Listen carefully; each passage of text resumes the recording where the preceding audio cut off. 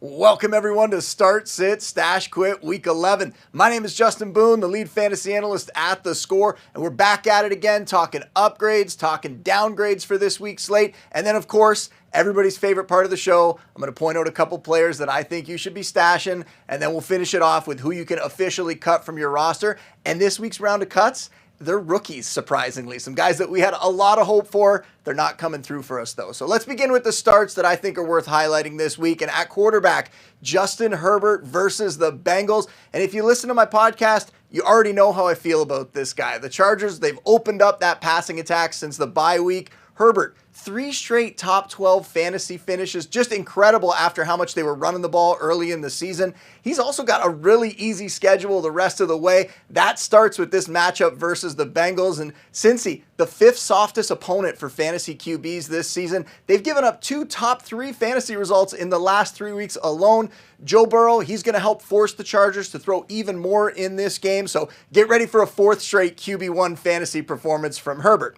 For my start at running back, I'm not really going to recommend Nick Chubb many times this season. He's not completely himself after that knee injury last year. Great to see him back on the field, though. He also, since he came back, he faced 3 tougher matchups since returning. So the positive takeaway from that is that the Browns are giving him a ton of volume. That's what we want to see. So even if he's not himself, he can still get there on volume, at least 16 touches in the last 2 games.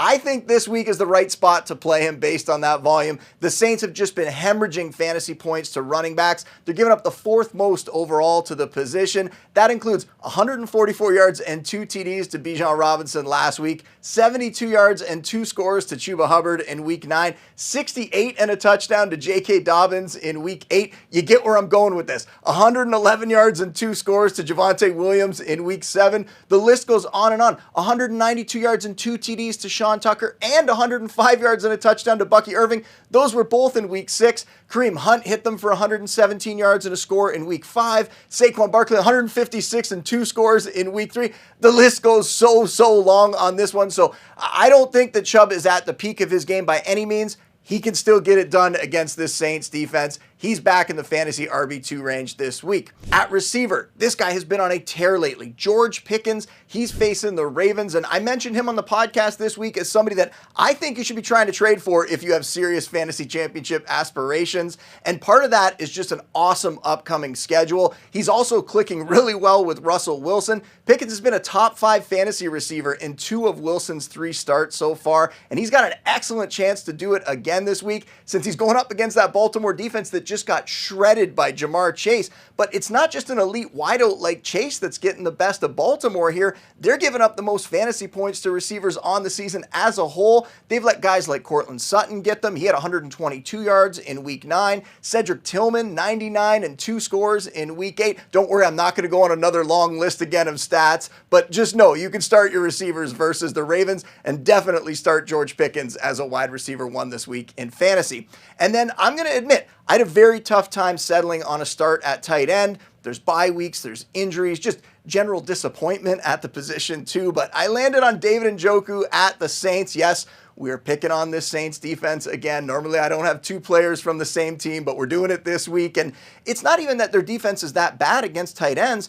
They're kind of middle of the pack, to be honest, but Njoku, at least 7 targets in 4 straight games. That's the 4th most at his position over the last 5 weeks. He's also coming off his bye week, so you hope that he's going to be the healthiest that he's been in a while. He's dealt with some injuries all season long, so I'm looking at Njoku as a top 5 fantasy tight end play in week 11. That's it for the starts, though, so let's shift our attention to the sits. And at quarterback, I don't love the matchup here for Kirk Cousins this week. He's going against the Broncos. They've been a pretty good defense this season, and Cousins himself, he's been fairly boom or bust this year. He's kind of taken advantage of some of the easier opponents he's gone against, and then he struggled in most of the average or, let's say, hard games that he's had. And on the road in Denver, that profiles as a pretty difficult spot. The Broncos, they've only allowed 1 quarterback to top 20 fantasy points against them this season, and that was Lamar Jackson. And sadly for Kirk Cousins, he is no Lamar Jackson. So we're dialing back Kirk's projection for week 11 into the low-end QB2 range.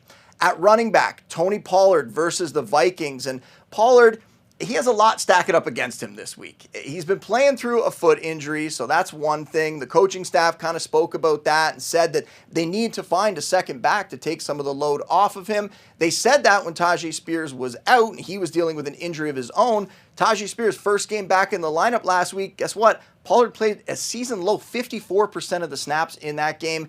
Now he's got to take on a Vikings defense that's the fourth hardest matchup for fantasy backs this season. I'm not hopeful for Pollard being anything more than a boomer bust RB3 this week.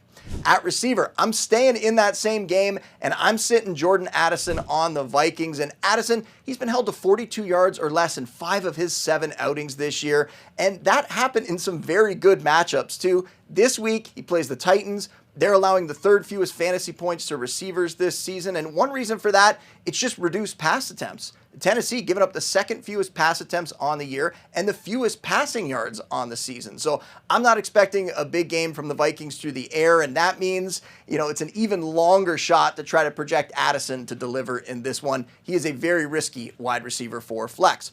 And then to finish off the sits, Jake Ferguson versus the Texans, and the early returns on life without Dak Prescott, they were not good for Ferguson. He came away with just 4 catches for 24 yards against the Eagles last week. And next up is this Texans defense. They're also one of the tougher opponents for fantasy tight ends. So Ferguson, he's fallen down into that tight end 2 streamer territory with Dak likely done for the year. And that brings us to the stashes. And I'm going a little higher than usual for these, but there is a reason why.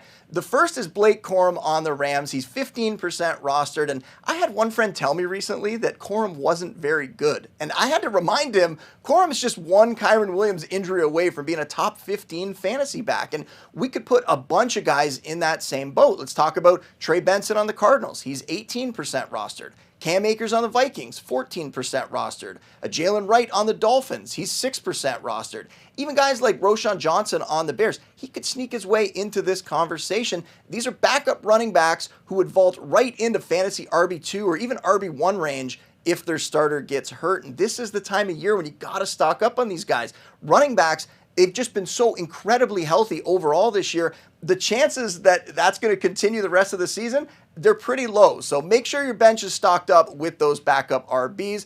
And then the other stash this week, Mike Williams on the Steelers. And this is one of those stashes where you might even be able to pick him up and play him in your lineup. It just depends on your current starters and whether you need a flex option or not, because Williams, it did not take him very long to make his presence felt in Pittsburgh. Caught that game-winning touchdown in his Steelers debut. He's more than capable of making plays with Russell Wilson, catching those deep moon balls. And we didn't know how much Williams was going to play last week. It wasn't that much. He still made plays. We're still not sure how much he's going to play in this game, but the matchup against the Ravens, it makes him interesting as a flex option. It wouldn't shock me at all if he goes out there, he has a big game, and he's leading my waiver wire column next week. So those are a couple guys that I think you should be picking up, and we count all those other running backs in there as well. Those guys would be very, very smart pickups for you. Now, a couple of guys that I don't think are going to be leading my waiver wire column next week, Caleb Williams and Xavier Worthy. I said I was going to talk about the rookies and dropping them. These are the guys that I meant. And the Bears, they made a big move this week. They fired their offensive coordinator, Shane Waldron, but they replaced him with Thomas Brown. And Thomas Brown was calling the plays down the stretch last year for the Panthers. Not exactly an inspiring promotion there. I think the Bears' issues go way beyond the play caller, and their upcoming schedule, it is vicious. They have the Packers, the Vikings, the Lions, the Niners, and then the Vikings and Lions again. I don't see this offense improving enough to make Caleb a fantasy starter this season, so I think you could let him go. And I also have my doubts about Xavier Worthy turning into a consistent fantasy option this year. The Chiefs rookie, he's been held to 25 yards or less in 6 of his 8 games this season. And with Travis Kelce back to form, with DeAndre Hopkins arriving and becoming a real #1 receiver for them, Worthy's just a boomer bust wide receiver 5 flex.